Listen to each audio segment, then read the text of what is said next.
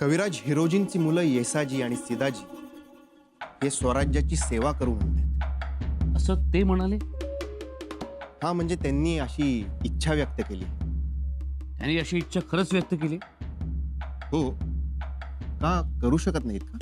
नाही, करू शकतात, पण कसं आहे, एकदा दुधानं तोंड भाजल्यावरती माणूस ताकही फुंकून पितो. म्हणजे वडिलांनी केलेल्या वर्तनाबद्दल त्यांच्या मुलांना जबाबदार धरणार का?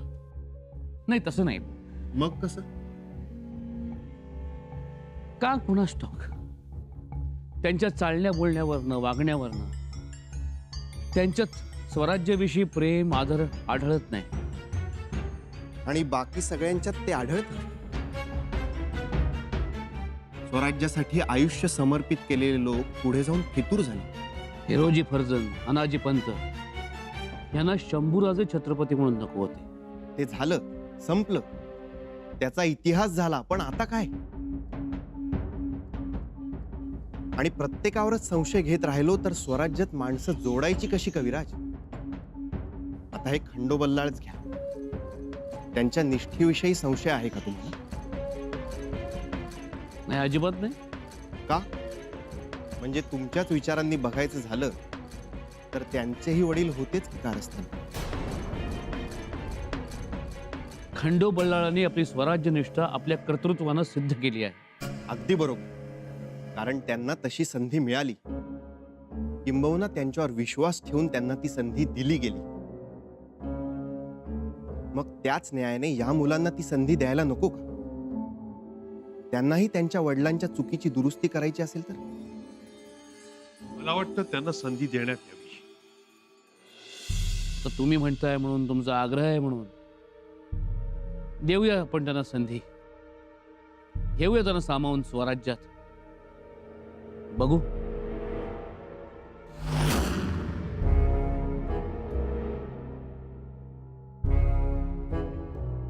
मग करायचं ना बादशाचं काम. करायचं तर आहे, पण काय आता माघारी फिरता येणार नाही, ध्यानात ठेव. वय ध्यानात आहे, पण मनास येत नाही. का? अरे 10 पटीनं जास्त द्या लागलाय नव्हती हो. आपल्या बापानं आयुष्यभर हे स्वराज्य आपलं समजून काम केलं, पण काय मिळालं त्यासनी? मृत्यूदंड. म्हणजे आधी जे कुणी कामं केली त्याला काय किंमतच नाही म्हणायची. म्हणून आता आपण पण स्वराज्याची किंमत ठेवायची नाही. नाही ठेवायची. आपण राजाराम महाराजांना बादशाच्या मदतीने गादीवर बसवायचं, छत्रपती बनवायचं. आणि आपल्या वडिलांचं सपान आपण दोघांनी पूर्ण करायचं. ठरलं तर मग आता नुसतं ठरून उपयोग नाही. आपण दोघं शपथ घेऊ, आपल्या वडिलांच्या हत्येचा बदला घ्यायचा, आपल्या वडिलांच्या वरच्या फितुरीचं कलंक पुसायचा. स्वराज्याच्या या मगरूर संतापी राजाला चांगलाच धडा शिकवायचा. तरच हिरोजी फर्जंद नाव सांगू. वय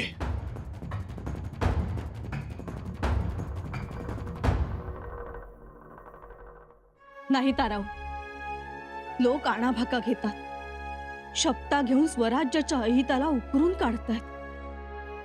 नका गडुतार हो. परंतु ताईसाहेब, आणि बाळराजे सोबत असले तर नाहीच. पाचाडहून जानकीबाईंचा निरोप आला होता. त्यांना आमच्या राजेंना बघायचे आहे. डोळे भरून खूप दोसरा काढलाय.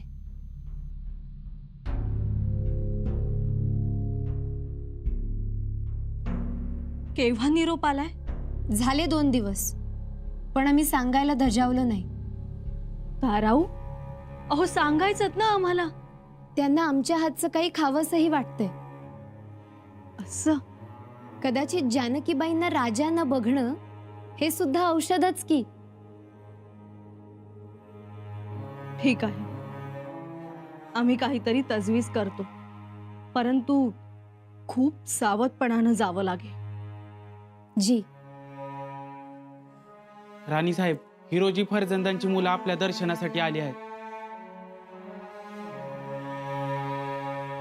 द्या पाठव. जी.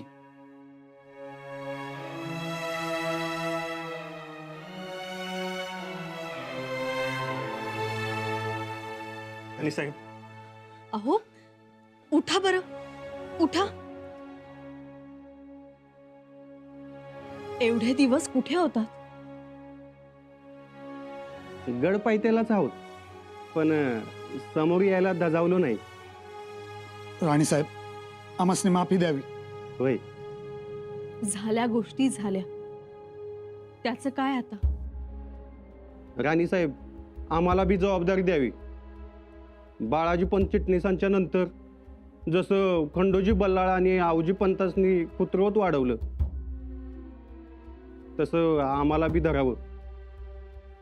तशीच माया आमच्यावर बी करावी. वय, येसाजी, आम्ही कोणाबद्दलही दुजाभाव ठेवत नाही, आणि तुम्ही तर घरातीलच आहात. राणीसाहेब, तसं असेल ना तर आम्हाला जबाबदारी द्याच. होय, कोणती जबाबदारी द्यावी? जसं आमचं वडील थोरल्या महाराजांच्या सोबत सावलीप्रमाणे राहायचे, तसंच आम्हाला बी बाळराजांची सेवा करू द्या की. परंतु ते जोखमीचं काम आहे. असू द्या की, करू आम्ही. बाळराजांच्या राजाराम राजांच्या केसाला बी धक्का लागू देणार नाही आम्ही. ती आमची जबाबदारी.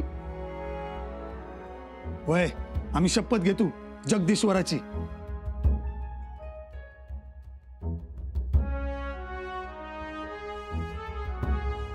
ठीक आहे.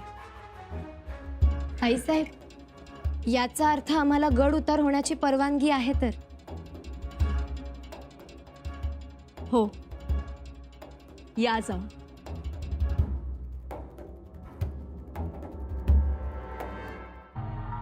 वजीर आला जी.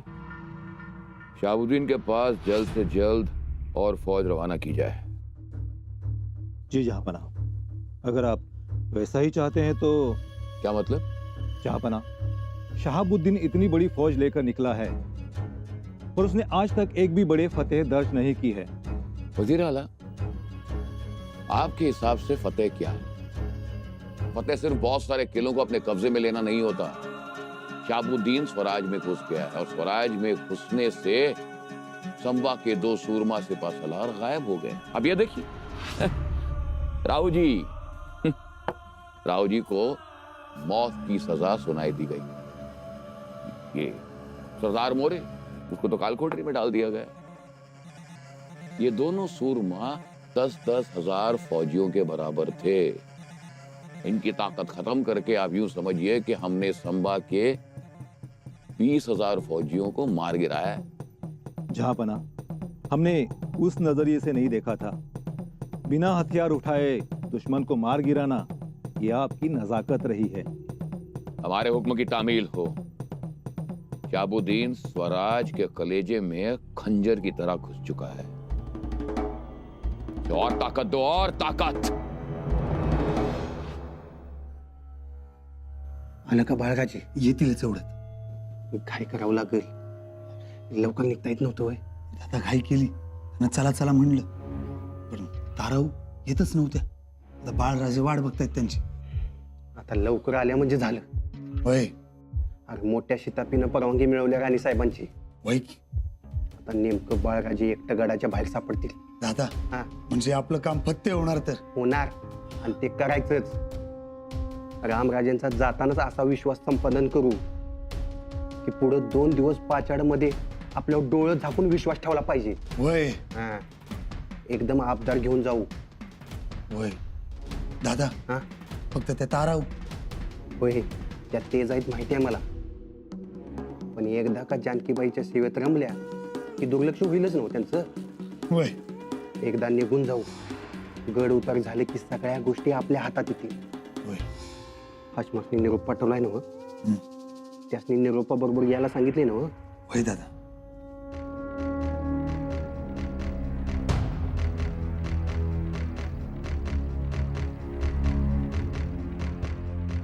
राजे, चला.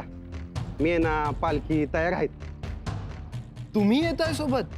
होय, होय. राणी साहेबांच्या तशा सूचनात आहेत. म्हणल्या घरची माणसं चांगली हिफाजत करतील. होय, युवराजनी साहेब, चला. चला. क्षमा असावे राजे, परंतु थोडं थांबावं लागेल. कारण जिलेबी पथकातील काही स्वर आपण सोबत घेऊन जावेत. जिलेबी पथक त्याची काही गरज नाही खरं तर. तसा राणीसाहेबांचा आदेश आहे. त्यामुळे जिलेबी पथकातील स्वार घेऊन जावेच लागतील. आम्ही आहोत की, आम्ही त्यांच्यासोबत सावलीसारखे राहू. होय कविराज? आदेश हा आदेश असतो. नक्कीच. पण आम्ही घरातली लोक असताना का म्हणून असं? आमच्यावर विश्वास नाही होय? नाही, तुमच्यावर विश्वास आहे, पण शत्रूवर नाही. ठीक आहे कविराज, आम्ही थांबतो. जिलेबी पथक द्या पाठवून. ताई साहेबांचा आदेश असा डावलून चालणार नाही. हरिओम हरिओम हरिओम हरिओम हरिओम. हिराजी कोण आहे ते? कुठे निघाले? विचारपूस करूयात. हरिओम हरिओम. कोण तुम्ही? साधू. पण नाव काय? कुठून आलात? नदीचं मूळ आणि साधूचं कुळ कधीही विचारू नये, तरीही सांगतो. चिंचवडच्या देव मोरया गोसावींचे आम्ही शिष्य. मोरया गोसावीचे शिष्य? हरिओम हरिओम. आता काय करायचं? पण तुम्ही चाललाय कुठं? नेहमीप्रमाणे दान दक्षिणा घेण्यासाठी कोकणात चाललोय. भातही गोळा करतो आम्ही. त्या काय मागून बैलगाड्या येत आहेत. असं? पण मग पाचाडच्या रस्त्याला का आलात? आम्हाला असं समजलं की शिवपुत्र राजाराम राजे पाचाडला येणार आहेत. नाही, कोणी सांगितलं? आम्हाला सांगणारा तो आहे. खरं सांग, या पवित्र भूमीत तरी खोटं बोलून जीभ विटाळू नकोस. हरिओम हरिओम हरिओम. तसं म्हणजे येणार आहेत, पण चिंता नको करूस बालका. आम्ही असून नसल्यासारखे आणि नसून असल्याप्रमाणे. आम्ही राजाराम राजेंना दर्शन देऊन त्यांना आशीर्वाद द्यावा आणि पुढे निघावं या हेतून आलोय. पण थांब.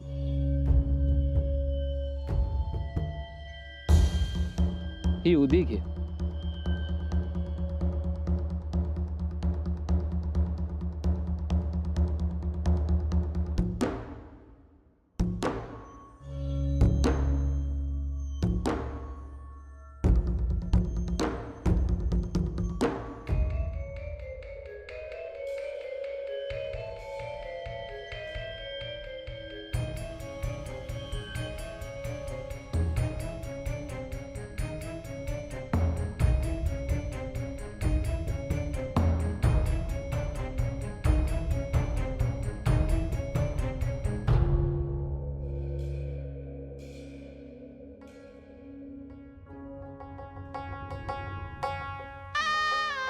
जानकीबाई,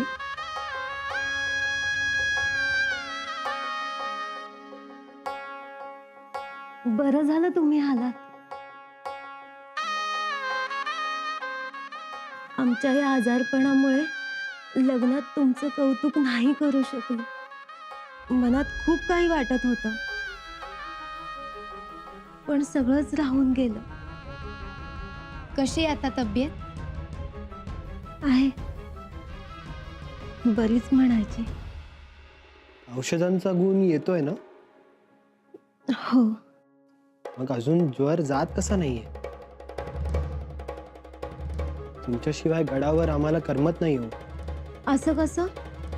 आता या आहेत ना तुमच्या सोबत? हो, आम्ही दोघेही मिळून तुमच्या आवडीची फुलं वेचून तुमच्या खोलीत रोज ठेवतो. आत्ताही आणली आहेत.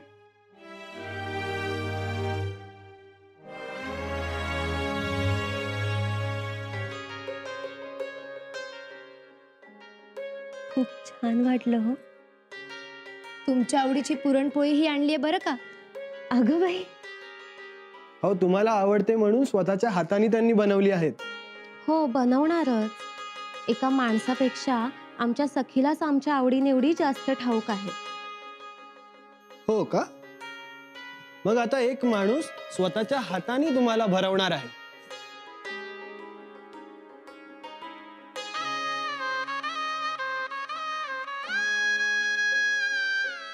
अहो, तुम्ही काहीच बोलू नका, फक्त आ करा.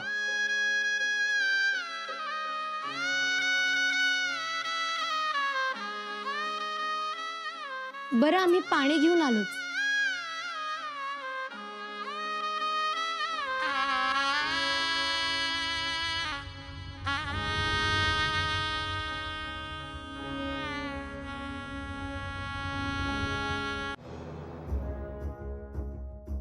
युवराजनी,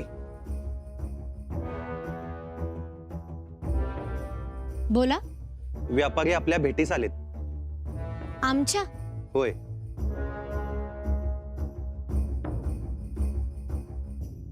जी सरकार, आम्ही रत्न पारखी आहोत, रत्नांचे व्यापारी आहोत. अतिशय दुर्मिळ अशी रत्न आहेत आमच्याकडे. असं? सरकारांनी एक नजर जर आमच्या जवळच्या रत्नांवर टाकली तर आम्ही धन्य होऊ. आता नको. सरकार, खरेदी करू नका हवं तर, पण बघायला काय वांद आहे? बघा. होय युवराजनी, एकदा बघा. बेश किमती रत्न आहेत.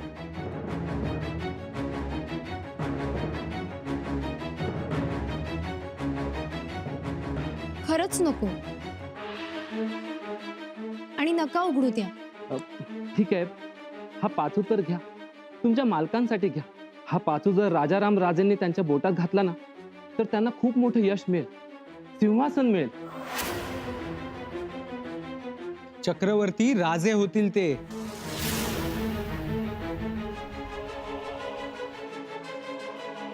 नको आम्हाला.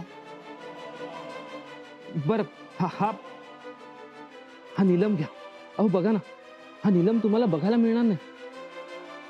तुम्ही ऐका. नाही, तुम्ही नाही म्हणालात त्याचा राग नाही आला, पण सरकार, एका चांगल्या गोष्टीला मुकाल तुम्ही. घ्या ना, भरोसा ठेवा. आहे कुठे तुमची रत्नशाला? आम्ही मावळ्यातील पिढीजात रत्न पारखी आहोत.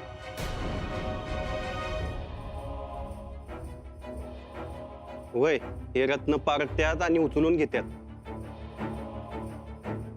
मोठ्या आशेने आलो, नाही म्हणू नका. हवं तर थोडा वेळ थांबतो. आज उद्याचा मुक्काम इथंच आहे. उद्या जाऊ सिद्ध्याकडं. हे बघा युवराजनी, घाई करू नका, राहू द्या. मर्जी नसेल तर नका घेऊ, ते जातील आपल्या मार्गाने. हो. मातोश्री, मातोश्री, या सुनबाई. तुमच्या कानावर एक बाब घालायची होती. बोला. मातोश्री, बाळराजे आणि ताराबाई गडउतार झाले. गडउतार झाले? तुम्ही जाऊ कसं दिलं त्यांना? माफी असावी, परंतु पाचाडवरून जानकीबाईंचा निरोप होता, बाळराजेंना भेटायचं आहे म्हणून. आणि बाळराजेंचीही तशी इच्छा होती. चांगलं झालं, पण आम्ही त्यांच्या सोबत गेलो असतो. जाण्यास काही हरकत नव्हती, परंतु दोघांनीही आम्हाला जाण्याच्या वेळेस विचारणा केली. आम्हालाही उशिरा समजलं. आणि मातोश्री, जिलेबी पथकातील माणसं त्या दोघांसोबत पाठवली आहेत. मग काही हरकत नाही, कारण परिस्थिती एकूणच बरी नाही. शंभूराजे औरंगजेबास दाद देत नाहीये, त्यामुळे औरंगजेबाने फितुरीचं आणि दगाफटक्यांचं तंत्र अवलंबलंय. हो, परंतु तुम्ही निर्धास्त असावं. राणी सरकार, मातोश्री. एवढ्या तातडीने इथे आलात? राणी सरकार, तुमच्या कानावर एक गोष्ट घालायची होती. काय? मला पाचडला एक साधू भेटला. साधू? हो, बाळराजांची चौकशी करत होती.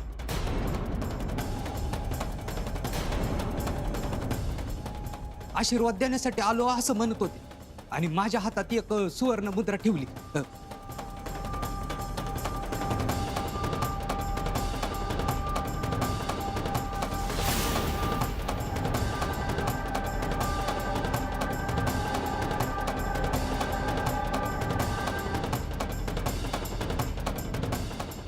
ही सुवर्ण मुद्रा नाही, अशर्फी आहे.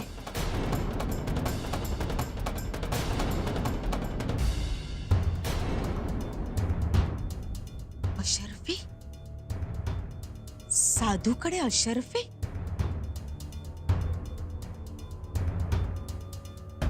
याचा अर्थ तो साधू नव्हता.